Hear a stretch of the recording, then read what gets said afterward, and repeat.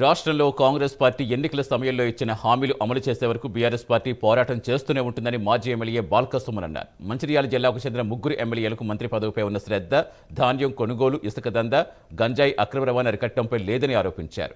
CM Revanth కాళేశ్వరంపై కక్షగట్టి 3 బ్యారేజీలు ఎండబెట్టి రైతుల ఆత్మహత్యలకు కారణమవుతున్నారని బాల్కసుమన్ ఆరోపించారు.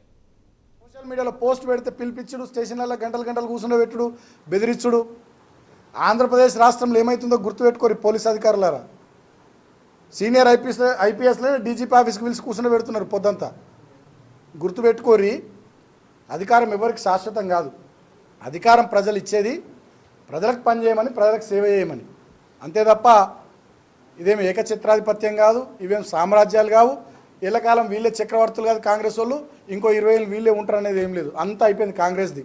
స్థానిక సంస్థల ఎన్నికలు పెడితే తెలుస్తాయి. ఇప్పటికిప్పుడు మా 10 మంది ఎమ్మెల్యేలను తీసుకున్నారు కదా, దమ్ముంటాలతో రాజీనామా చేపించి ఎన్నికలు పెట్టిస్తే ఇవాళ తెలంగాణ ప్రజల మూడేందో తెలుస్తుంది.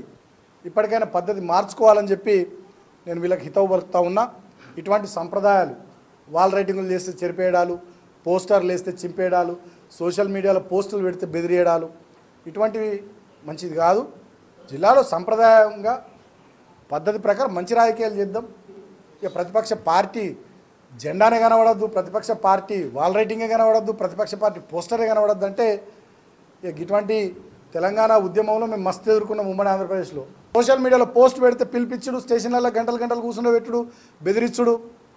ఆంధ్రప్రదేశ్ రాష్ట్రంలో ఏమవుతుందో గుర్తుపెట్టుకోరు పోలీస్ అధికారులారా. సీనియర్ ఐపీఎస్లే డీజీపీ ఆఫీస్కి పిలిచి కూర్చుండబెడుతున్నారు పొద్దంతా. గుర్తుపెట్టుకోరి, అధికారం ఎవరికి శాశ్వతం కాదు. అధికారం ప్రజలు ఇచ్చేది